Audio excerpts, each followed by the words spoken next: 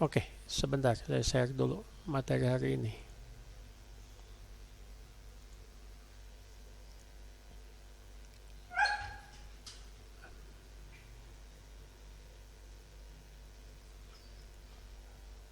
Kelihatan?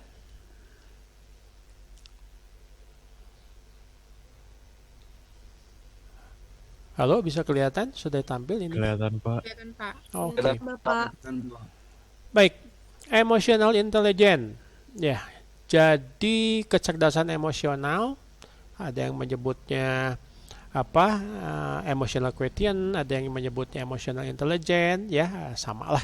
Ya, adalah kemampuan orang, kita, Anda untuk dapat memahami, menafsirkan, mendemonstrasikan, mengendalikan, mengevaluasi, dan menggunakan emosi untuk berkomunikasi dan berhubungan dengan orang lain secara efektif dan konstruktif.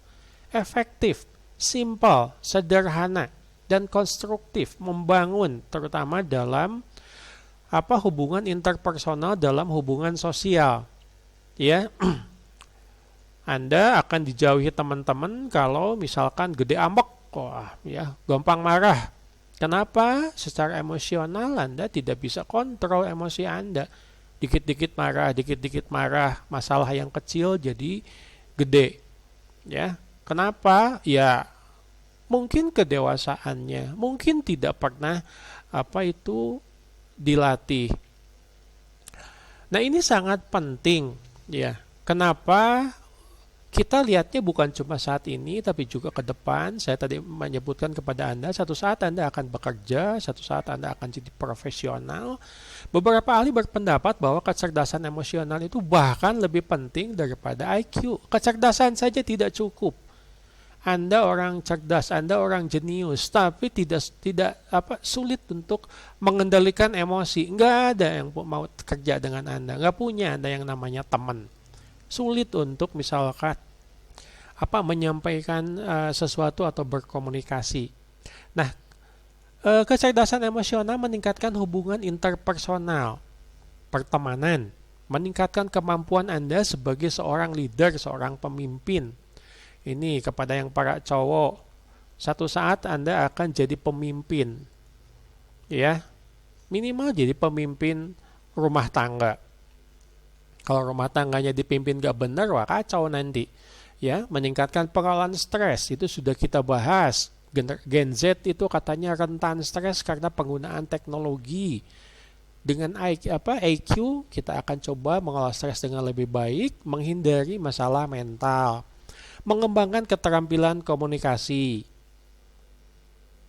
Dosen sudah posting gitu ya di WA, cuma bilang terima kasih atau mungkin pakai emot senyum atau emot ini tangan mendekap, itu juga tidak mau, atau terlalu sibuk. Coba kita perbaiki kemampuan ini. Ya, suka atau tidak, Anda butuh sama dosen di kampus. Baik untuk nilai maupun untuk keilmuan. Termasuk juga dengan teman, ya. Anda akan mengambil keputusan lebih baik, meningkatkan kinerja, dan syukur-syukur nanti produktivitas, serta meningkatkan kesejahteraan mental, bebas stres, tidak seperti kebanyakan masyarakat sekarang. Ya. Jadi kalau kita lihat di sini, kenapa katanya si emotional intelligence itu lebih penting dibandingkan dengan IQ? Relasi, hubungan, pertemanan lebih sehat. Anda lebih punya perilaku yang beretika. Anda punya kemampuan untuk beradaptasi yang lebih bagus. Ya, saya lihat ada beberapa mahasiswa sudah mau habis semester 1, tapi sepertinya masih kesulitan untuk adaptasi kuliah, khususnya kuliah online. Ya. Ini akan berdampak kepada kesuksesan Anda, kepada kesehatan mental, kepada kepemimpinan, termasuk juga kemampuan ini. Tolong diperhatikan, ini menurut saya menarik. Ability to delay gratification. Kemampuan Anda untuk tidak cepat berpuas diri. Dah saya mah sudah absennya 90%, udah nggak perlu bikin tugas, lah itu cepat berpuas diri. Yang penting tugas masuk semua, absen bolong-bolong juga nggak apa-apa, lah itu cepat berpuas diri. Ya, yang penting ngumpulin tugas, mengenai bagus enggaknya gimana ntar aja. Yang penting ngumpulin tugas, pusing aku, misalkan. Itu cepat berpuas diri. Hal-hal seperti itu kita harap bisa diperbaiki dengan kemampuan emosional digital yang lebih bagus. Nah, emotional intelligence itu terbagi menjadi, ini kita melihat balik lagi ya ke Deki framework. Ada digital empathy, ada self awareness and management, dan yang terakhir adalah ada relationship management. Ini juga sebetulnya mirip ya dengan apa yang kita bahas tadi, tapi si EQ-nya sekarang kita pakai di dunia digital. Pada saat Anda misalkan online, pada saat Anda berkomunikasi pakai email, pada saat Anda Zoom meeting sekarang, konsep ini berkembang seiring dengan meningkatnya interaksi sosial dan profesional yang terjadi melalui platform digital. Ya, jadi kalau kita lihat ya, ini kita bukan cuma kuliah sekarang, bukan cuma komunikasi sosial, ya, bukan cuma hubungan sosial antara dosen dengan mahasiswa, tapi hubungan profesional juga. Apa Pak maksudnya hubungan profesional? Hubungan yang saling menghormati, hubungan yang saling menguntungkan. Saya menghormati Anda sebagai mahasiswa yang haus akan ilmu, pengen jadi sarjana dengan memberikan keilmuan yang benar sesuai dengan bidangnya. Dan ini juga sebaliknya, Anda dengan kemampuan emosional intelijen yang bagus, paham gitu loh, kenapa saya harus kuliah? Kenapa harus on cam? Kenapa harus aktif? Karena begitu yang namanya profesional. Ya, latihan kita jadi orang profesional. Ini macam-macam medianya ya, ada media sosial, ada email ya, aplikasi pesan, termasuk juga ruang kerja virtual. Baik, kalau kita bicara mengenai empati, tolong Muhammad Irgi, halo Muhammad Irgi. Ya, Pak. Empati itu apa ya? Berempati apa ya maksudnya ya? Mungkin perasaan peduli, Pak, kepada orang lain.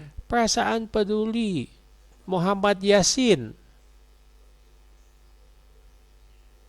Halo Muhammad Yasin. Tahu, Pak. Halo. Apa perasaan Anda terhadap saudara-saudara kita di Sumatera yang lagi kena bencana, banjir dan longsor? Simpati, Pak. Gimana? Simpati, Pak, terhadap. Ya maksudnya gimana? Saya tanya perasaan Anda gimana? Ya, simpati, Pak. Bukan. Perasaan Anda. Sedih, gembira, pengen ketawa. Sedih, Pak, sedih. Nah, saya bukan nanya ini ya, bukan lah itu menunjukkan bahwa Anda punya empati gitu loh. Tapi kalau Anda malah mentertawakan, ya Anda orang sakit jiwa, tidak punya empati. Dan saya tidak bisa ngajar mahasiswa yang punya berperilaku seperti ini. Orang celaka kok malah diketawakan. Ya, nah empati kita di dunia nyata kita bawa ke dunia digital. Bagaimana interaksi melalui media digital juga mempengaruhi emosi, ya, bahwa kalau orang nulis WA terus Anda balas nulis, itu orang bisa sedih, bisa gembira, bisa tersenyum, bisa marah. Anda harus punya, bukan cuma sekedar teks, karena di belakang itu juga ada orang yang punya perasaan. Anda akan memiliki keterampilan sosio-emosional, sensitif. Oh, kira-kira saya mau posting ini nih, jangan-jangan nanti ada yang tersinggung. Nggak jadi. Artinya apa? Anda menangkap respon emosi orang lain dan terampil bersikap menunjukkan respek. Ya, apalagi di kita ya, SARA. Itu harus diperhatikan. Suku, antar golongan, ras dan agama. Hati-hati kalau ngomong seperti itu di misalkan media sosial. Ya, itu bisa menyinggung perasaan orang. Apalagi negara kita itu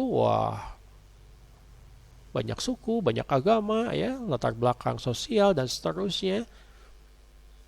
Baik dalam sinkron maupun asinkron, Anda akan menyadari bahwa sikap dalam berinteraksi di media sosial ini akan berpengaruh terhadap perasaan orang lain. Ya, jangan sampai kelemahan generasi Anda, ya katanya ya, yang selalu berpikiran mengenai me, aku. Ya, kumaha aing, kalau bahasa Sundanya ya. Ya jangan, ya, Anda tidak punya yang namanya digital empati. Yang kedua adalah self awareness dan management. Bagaimana awareness itu apa sih?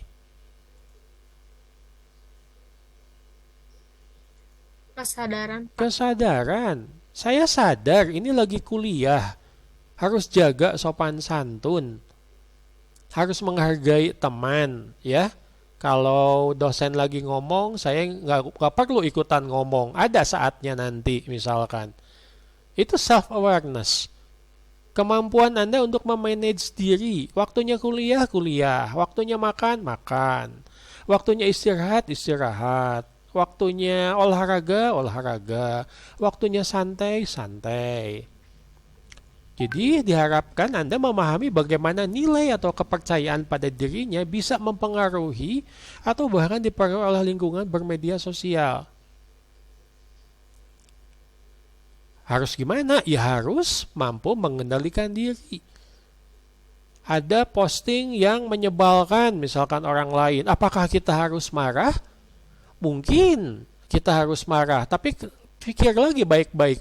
Apakah dengan marah itu akan menyelesaikan masalah? Misalkan. Tapi kalau memperlebar masalah, ya lebih baik diam.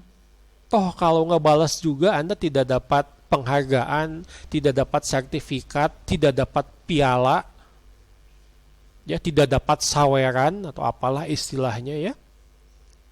Harus bisa mempertahankan lingkungan bermedia sosial, contoh saja ya, yang positif, menghindari yang negatif, istilahnya, yang toksik katanya. Harus mampu mengendalikan diri. Ya, kita baca berita ada YouTuber namanya Resbob menghina orang Sunda. Saya yakin itu bukan yang pertama dan bukan yang terakhir orang akan menghina orang Sunda di media sosial. Apakah kita harus marah? Ya capek kalau selalu harus marah. Ya, lebih baik misalkan ada beberapa yang menuntut lewat jalur hukum, ada beberapa yang lebih baik dicuekan saja. Karena konten negatif kalau kita turuti terus ya nanti juga bisa bertampak negatif kepada kesehatan mental kita. Ya, saya kemarin baca ada beberapa orang yang sampai ke psikolog, ke psikiater karena terlalu banyak baca berita mengenai korupsi, mengenai bencana di negara kita, mengenai misalkan aparat yang nggak benar. Jadi stres. Padahal lingkungan rumahnya itu baik-baik saja. Hal-hal seperti ini yang tadi kita bahas sebagai overload information. Itu tidak bagus. Kalau Anda merasa sudah lelah melihat media sosial, melihat berita-berita, berhenti. Di-manage, diatur. Ya, pikiran Anda itu punya batasan. Kalau sudah tidak kuat, nanti bawaannya itu stres. Yang ketiga itu adalah relationship management. Bagaimana konteksnya dalam DQ itu kita memahami cara mengelola konteks yang berbeda dalam berkomunikasi dan berkolaborasi secara digital, menciptakan kesepakatan baru dan menyamankan beragam pihak. Ini jadi contohnya lah. Anda komunikasi dengan teman antara ngobrol dengan ngetik di WA. Kalau ngobrol, kita bisa bertatapan, bisa melihat wajah, bisa melihat perbedaan volume suara, bisa melihat bahasa tubuh. Beda ya bahasa tubuhnya orang yang santai, orang yang stres, orang yang marah, orang yang sedih. Bahkan tanpa ngomong pun Anda seharusnya bisa mengidentifikasi itu. Tapi kan pada saat kita ngetik di WA, kita tidak tahu kondisi teman kita atau orang lain yang sedang berkomunikasi. Kondisinya seperti apa kita tidak tahu. Hati-hati. Ya. Jangan komentar seenaknya. Pikirkan dulu. Anda itu harus terampil dalam mengelola, menjaga relasi, menyelesaikan konflik. Bahkan kalau bisa Anda bisa persuasi. Apa ya persuasi itu ya? Membujuk orang. Ada teman ya nge-WA teks nyampe ke Anda, dia lagi sedih misalkan. Anda bisa berempati hanya dengan melihat teksnya. Bagaimana Anda membalas dengan cara yang baik, dengan harapan bahwa kesedihannya itu akan berkurang. Ini latihan. Tidak setiap orang mampu melakukan ini. Seperti yang saya bilang, hampir setiap orang sekarang punya HP. Pertanyaannya adalah, apakah HP-nya bermanfaat dalam hubungan interpersonal atau malah merusak hubungan sosial? Anda harus mampu terampil membangun dan menjaga keterlibatan positif pada pihak komunitas yang dikelola. Nggak aneh ya sekarang ada orang di WA ya, saya kasih contohnya studi kasus WA, left group.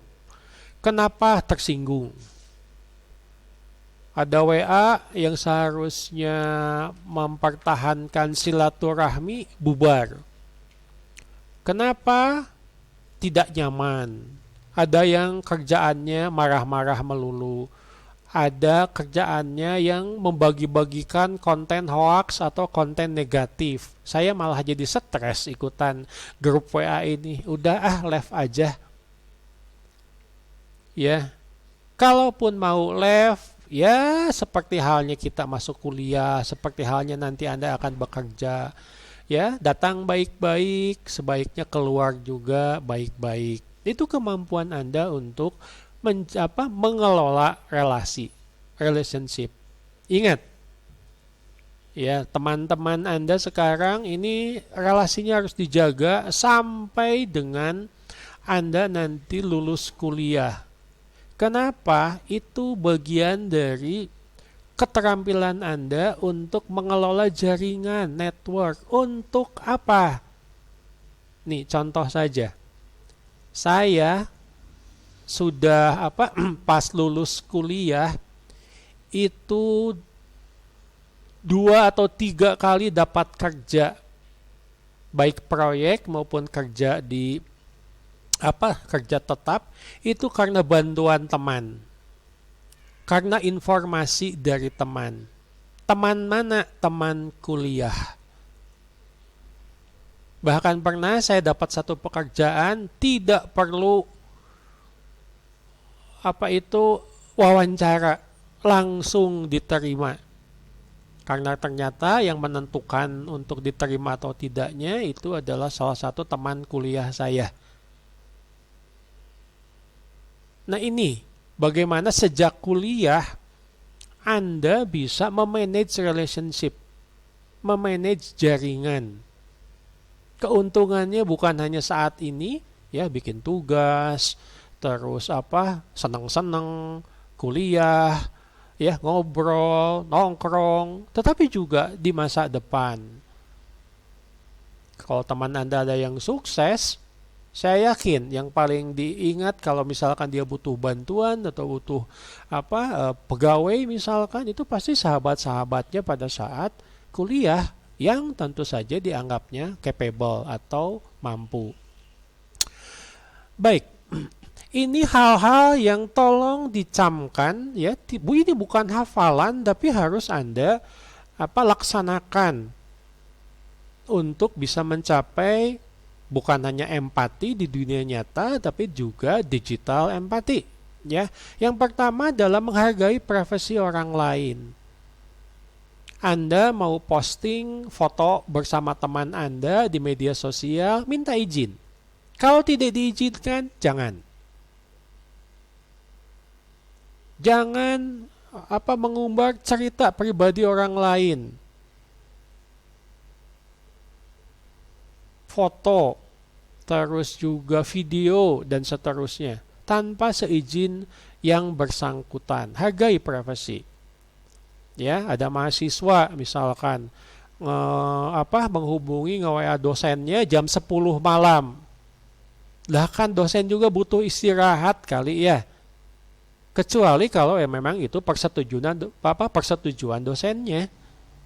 Tata krama tetap harus dijaga. Turut menjaga situasi yang positif dan kondusif. Kita sedang kuliah. Tapi ternyata ada mahasiswa yang misalkan malah nyanyi-nyanyi sambil kuliah. Atau bahkan, maaf ini pernah kejadian, ya, merokok sambil kuliah. Lah ini kan kelas digital.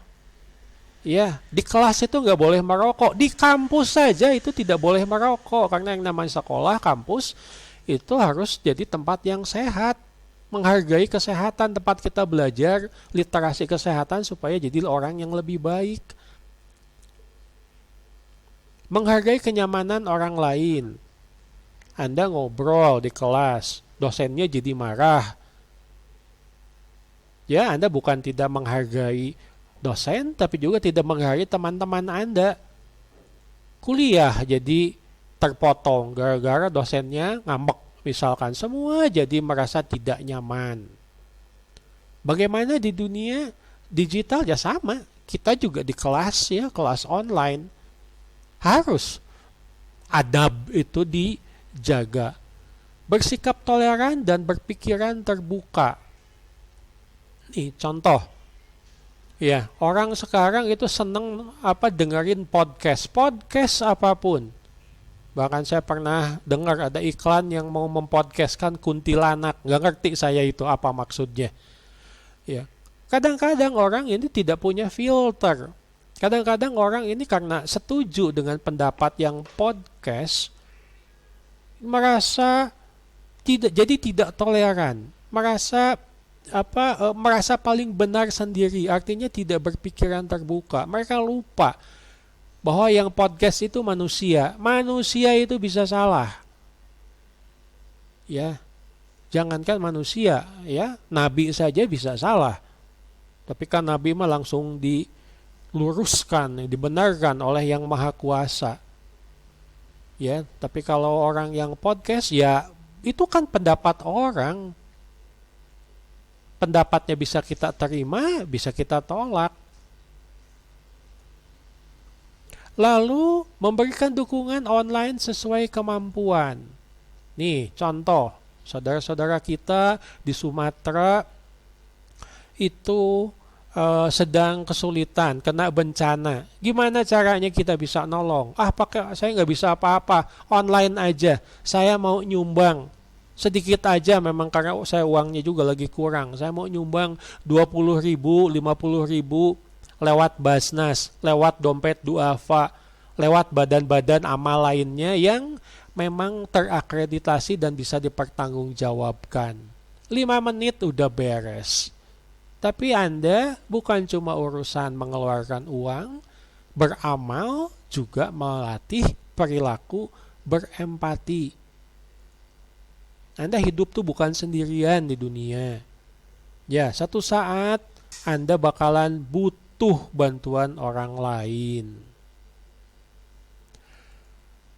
Nah, ini contoh saja ya. Kemarin saya lihat berita privacy. Orang lagi jogging, ada dua macam katanya. Ada yang joggingnya itu pengen difoto supaya masuk media sosial, ya. Kenapa? Karena FOMO, ya, fear of missing out. Tapi ada juga yang pada saat lagi lari, lagi jalan, olahraga, difoto terus diupload ke media sosial, merasa privasinya terganggu. Nah, hal-hal seperti ini seharusnya bisa dihindarkan. Gimana caranya? Minta izin seharusnya. Boleh nggak motret? Saya suka motret. Fotonya saya posting di blog. Tapi biasanya saya motret dari belakang. Supaya wajah orangnya tidak kelihatan. Takut saya mengganggu privasi orang lain. Ya, kecuali kalau misalkan seizin, ya. Contoh ya, kemarin ada gerak jalan Disnatalis Unpas. Saya foto bareng-bareng sama dosen lain, ya saya bilang sama mereka, nanti diposting di blog ya. Oke, ya sudah, saya sudah dapat izin. Hal-hal seperti ini yang sepertinya sederhana, tolong diperhatikan. Kenapa? Bisa jadi masalah. Urusan potret memotret, urusan privasi, ya jangan-jangan nanti jadi masalah hukum. Ingat, ada loh hukumnya seperti itu. Baik, ini yang mungkin agak susah ya, kalau kita harus menilai diri sendiri, apalagi kalau orangnya sombong dan takabur, waduh, merasa dirinya paling hebat, paling benar, ya. Ya saya harap kita tidak seperti itulah. Yang pertama adalah bagaimana kita mengendalikan emosi saat berkomunikasi. Nih coba saya tanya sama Fawaz. Halo Fawaz. Ya Pak, Ya, kalau Anda lihat postingan di misalkan grup teman-teman yang membuat Anda emosi, apa yang Anda lakukan? marah Pak. Marah. Apa yang Anda lakukan setelah marah? Ngebales? Ngajak ketemuan? Ngajak berantem? Ngajak duel? Atau apa? Mungkin ngajak bicara secara baik-baik Pak. Apakah online atau offline? Offline Bapak. Bagus. Ya, tapi tolong ujung-ujungnya jangan berantem. Siap. Ya, Ya, tapi Pak. jangan-jangan Anda sudah emosi, misalkan ternyata temennya salah ketik. Aduh sorry, itu autocorrect misalkan. Aku maksudnya bukan itu loh. Ya, ya kalau sudah begitu ya beres ya. Jangan sampai Fawaz ikutan emosi terus membalas pesannya, masalah yang tadinya tidak terlalu besar menjadi besar. Wah, ujung-ujungnya putus pertemanan. Ternyata setelah ditelusuri, pokok masalahnya adalah salah paham. Ya. Yang kedua adalah ini sepertinya paradoks ya, sepertinya bertentangan ya. Mengapa semakin aktif di media sosial, orang cenderung menjadi lebih kesepian? Ayo, Agnia bisa bantu nggak menjawab? Gimana Pak? Boleh Nomor diulang? 2, tolong dibaca nomor 2. Mengapa semakin aktif di media sosial, orang cenderung lebih kesepian? Karena di era digital yang sekarang menurut saya Pak, orang-orang tuh lebih menemukan kesenangannya di media sosial. Jadi sekarang banyak orang yang lupa dengan dunia sosial di kehidupan nyata gitu Pak. Jadi karena sering aktifnya di media sosial dan gak ketemu orang secara langsung, jadi di kehidupan kenyataannya dia merasa bahwa dia tidak terpenuhi secara emosionalnya Pak. Betul, ini kenapa jadi sumber stres? Betul tidak kalau saya sebutkan manusia itu makhluk sosial? Betul, Pak. Bukan makhluk media sosial loh, tapi makhluk sosial. Ya, saya juga tidak nyaman kalau tiap kuliah itu online saja. Ya, saya lebih nyaman sebetulnya kuliah itu di kelas, ketemu dengan Anda, berinteraksi secara sosial. Kenapa ada bukan peribahasa ya yang menyebutkan dengan media sosial yang dekat jadi jauh, yang jauh jadi dekat. Ya, sama teman-teman di kampus gak gaul karena sibuk dengan grup apa yang ternyata tidak ada hubungannya dengan kegiatan Anda di kampus. Pada saat Anda ke kampus karena harus kuliah, Anda kesepian karena tidak punya teman. Ini beberapa kali loh ya. Saya ngajar semester akhir, semester 7, semester 8. Bayangkan, mahasiswa sudah semester akhir lagi beresin KP dan TA, ya kerja praktek dan tugas akhir atau skripsi, kok di kelasnya kayak tidak punya teman. Sedih gitu loh. Sementara yang lain-lain itu masuk kelas tuh bahagia, bareng-bareng, ketawa-ketawa. Dia masuk kelas itu terlambat, malas-males, duduk di belakang, enggak ngobrol, tidak bertegur sapa. Lah kok tidak punya teman? Ya, ini bertentangan dengan apa yang saya sebutkan tadi ya, membangun jaringan, pertemanan, network. Yang ketiga adalah FOMO, fear of missing out. Mengikuti berita-berita yang viral terus. Takut ketinggalan informasi, tapi ternyata yang viral itu tidak ada hubungannya dengan kuliah. Pada saat dosen nanyain tugas, lah kok tugas nggak tahu, tapi berita-berita viral di luar meni apal misalkan. Ini kan tidak bermanfaat. Ya, dan terakhir adalah bagaimana Anda menggunakan media sosial yang sehat. Kenapa sekarang itu ada istilah ya detox digital, detoksifikasi. Kenapa? Karena terlalu banyak main media sosial itu tidak sehat, meracuni pikiran. Apa yang harus Anda lakukan? Rehat, istirahat. Kan Anda suka dengar ya, ada seorang artis mengumumkan rehat dari media sosial untuk kesehatan mentalnya. Dia posting, dapat komentar, dapat feedback yang positif maupun yang negatif. Itu bikin capek loh. Akhirnya dia memutuskan untuk istirahat dulu. Ya itu bagus ya.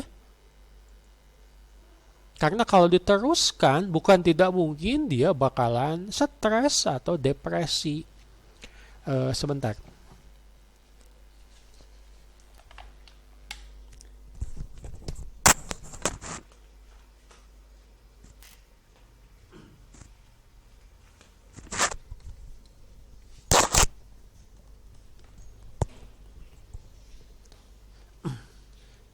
Baik, ada pertanyaan untuk analisis diri?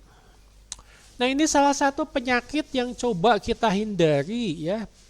Ini disebutnya sebagai echo chamber.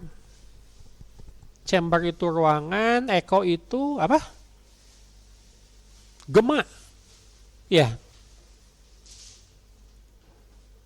Kalau Anda berdiri di sebuah lembah terus Anda teriak, "Wey!" Wah, biasanya bergema. Seakan-akan ada orang yang ikut teriak juga, padahal suara Anda itu yang balik lagi. Nah, fenomena ini adalah di mana orang pakai teknologi, pakai berita atau media sosial, di mana partisipan kita, Anda, menemukan keyakinan yang memperkuat keyakinan mereka yang sudah ada sebelumnya melalui komunikasi dalam sistem tertutup dan terisolasi dari kritik dan wawasan. Anda misalkan punya pendapat A. Anda itu nanya sama komunitas, sama orang-orang yang sama punya pendapat A. Sehingga Anda akan berpendapat, pendapat saya benar. Padahal itu belum tentu. Nah, itu yang disebut sebagai echo chamber. Maaf ya, kenapa korupsi di negara kita itu tidak habis-habis? Karena orang yang korupsi itu bergaul di lingkungan yang juga korup. Jadi apa yang dia lakukan kadang-kadang juga merasa tidak salah. Kenapa? Lah kok lingkungan saya korup? Saya ikutan korup, apa salahnya? Kenapa banyak pejabat yang menyebutkan pada saat ditangkap KPK itu musibah katanya. Astagfirullah. Ya, bukan kejahatan. Apes aja saya ketangkap sama KPK. Karena dalam pandangan mereka, lah biasa korupsi itu. Ya, saya harap Anda nanti jadi pengacara, jadi hakim, jadi jaksa, enggak seperti itu. Kemarin saja tuh katanya ada jaksa yang ditangkap karena menerima suap. Kenapa dia menerima suap? Mungkin karena saya yakin itu lingkungannya sudah biasa menerima suap. Jadi dia tidak merasa salah. Dalam dunia digital ini disebut sebagai echo chamber. Cuma mikirin diri sendiri, pandangan diri sendiri atau pandangan kelompok yang sama dengan dia. Tidak pernah memperluas wawasan. Tidak pernah mencari pendapat-pendapat lain yang mungkin berlawanan. Mungkin tidak pernah, mungkin juga tidak berani. Nih contoh. Di Amerika Serikat itu ada kelompok orang yang percaya bahwa bumi ini datar. Flat earth kayak katanya. Bayangkan. Padahal orang Amerika itu udah ke bulan gitu loh. Dari bulan lihat bahwa bumi ini bulat. Bukan datar. Kenapa? Karena mereka gaulnya baik online maupun offline dengan orang-orang yang percaya bahwa bumi ini datar. Jadi mereka merasa pendapat mereka yang paling benar. Itu yang disebut sebagai fenomena echo chamber. Ada yang kena fenomena ini? Saya harap tidak. Ya, merasa diri paling benar, merasa kelompoknya paling benar. Baik, ciri-ciri fenomena echo chamber yang pertama adalah isolasi informasi. Anda ini juga kadang-kadang karena didukung sama algoritma ya. Anda nonton YouTube, senangnya nonton bola, sama YouTube dikasih video-video bola. Anda tidak tahu, Anda tidak berminat untuk mencari video-video lain di luar video bola. Itu yang mirip-mirip dengan isolasi informasi.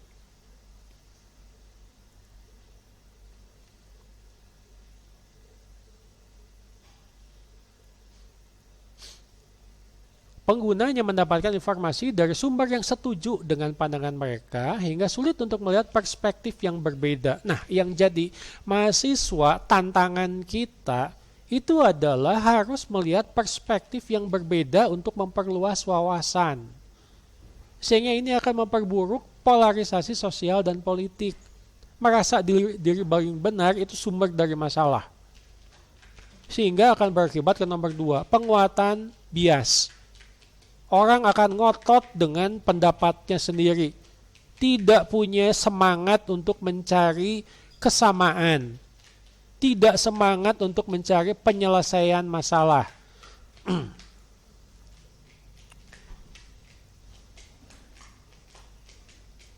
Malah saling gontok-gontokan.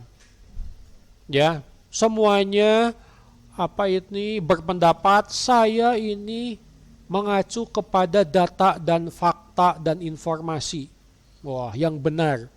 Padahal benar menurut versi kelompoknya. Ya.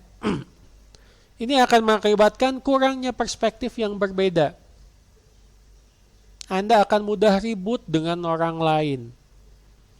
Karena Anda sulit akan menerima pendapat orang lain yang mungkin lebih benar.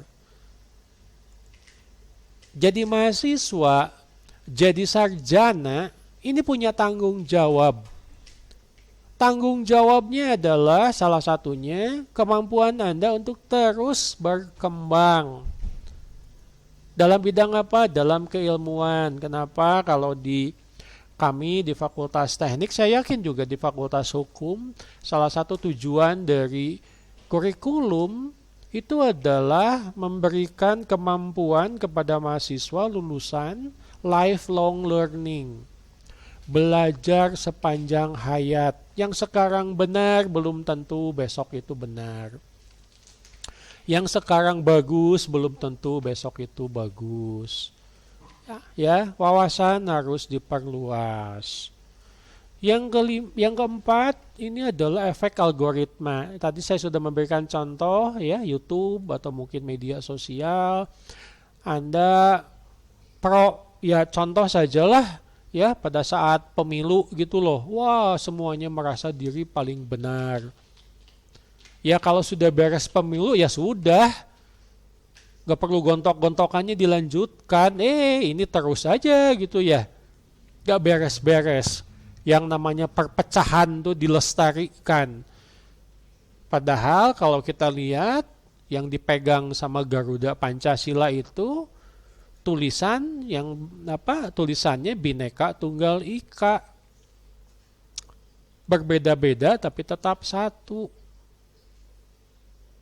Kadang-kadang kita suka lupa. YouTuber itu saya pikir juga dia tidak paham Pancasila. Menjelek-jelekan suku lain demi popularitas, katanya demi dapat saweran. Astagfirullahaladzim. Bayangkan di media sosial betapa, ya saya sebut saja betapa sakitnya orang-orang. Ada orang live streaming menghina orang lain, itu disawer, dapat koin, dapat duit, dapat penghasilan. Kenapa? Jangan-jangan itu adalah fenomena echo chamber. Orang-orang yang punya pendapat sama. Ya. Sampai ada orang yang bercanda. Orang Sunda nih, bercanda. Ya, ada orang non-Sunda pacaran sama orang Sunda. Terus diputuskan sama orang Sunda. Lalu dia berpendapat semua orang Sunda itu brengsek. Lah, kan gak bisa seperti itu. Apapun sukunya, menyamaratakan. Satu jelek, semua jelek. Itu pola pikir yang, maaf ya, tidak berwawasan, ya, yang idiot kalau saya bilang. Hal-hal seperti ini tolong. Salah satu yang untuk mencegah echo chamber itu adalah kedewasaan, adalah wawasan. Kenapa Anda harus banyak baca? Baca dari mana? Baca dari berbagai sumber supaya Anda punya kebiasaan untuk memperluas wawasan, ya, dan menganalisis informasi. Dampak fenomena echo chamber ini ternyata cukup dalam beberapa kasus bisa berakibat fatal ya. Polarisasi sosial dan politik. Individu semakin sulit untuk disatukan. Mereka hanya mampu berinteraksi dengan yang punya pandangan sama. Sekarang kita harus bersama-sama membantu masyarakat Indonesia yang banyak kena bencana. Bukannya malah cakar-cakaran urusan politik. Saatnya kita bersatu gitu loh. Membantu sesama, ini malah ngurusin yang lain-lain. Yang kedua adalah Anda tidak kritis terhadap informasi. Karena informasinya sesuai dengan pendapat Anda, langsung setuju. Padahal belum tentu benar. Bapak Anu, ijazahnya palsu. Karena Anda sudah yakin bahwa ijazahnya palsu, padahal Anda belum pernah pegang ijazahnya, belum pernah lihat ijazahnya. Kalaupun lihat itu di media sosial yang mungkin sudah dioprek, Anda langsung percaya.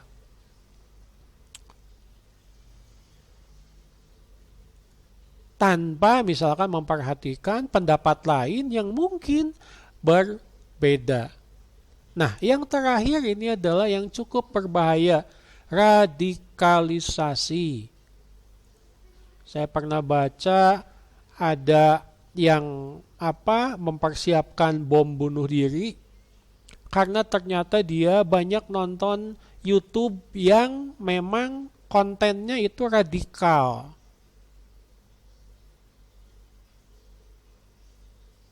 Ya contoh saja ya, salah satunya yang bom di SMA mana itu, yang kemarin tuh, yang banyak makan korban.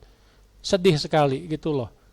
Anak siswa SMA sudah terpapar radikalisasi lewat media sosial, bahkan sampai bikin bom. Saya yakin itu karena fenomena echo chamber. Dia merasa depresi, dia merasa stres, mencari pembenaran akan misalkan perilakunya, ya, dengan dukungan dari media sosial. Hal-hal seperti itu saya harap bisa dihindari. Ya, Anda jadi mahasiswa itu harus sadar bahwa penilaian Anda mungkin subjektif, tidak objektif. Anda harus mencari sumber yang beragam. Kenapa kalau mahasiswa bikin skripsi itu referensinya harus banyak? Referensinya harus dari penelitian terdahulu, tulisan terdahulu yang bisa dipertanggungjawabkan kebenarannya.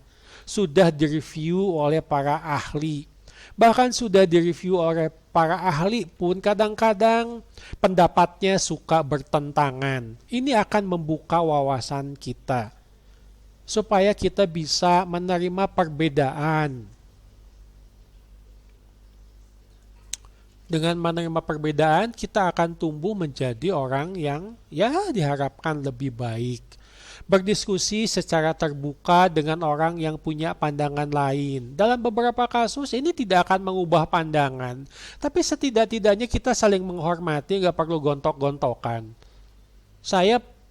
Pendapat saya A, pendapat saya B. Loh, bukan artinya kita tidak bisa berteman. Bukan artinya kita bukan bangsa Indonesia yang punya keinginan sama gitu loh. Perbedaan terus yang digede-gedein, bukannya mencari kesamaan. Berlatih ya critical thinking, berpikir kritis, jangan menganggap informasi dari internet itu pasti benar.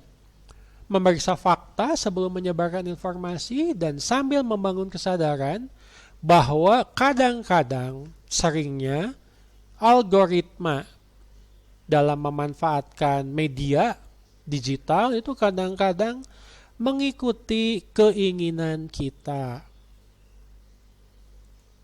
Ya, kita suka video mengenai masak, dikasih video masak.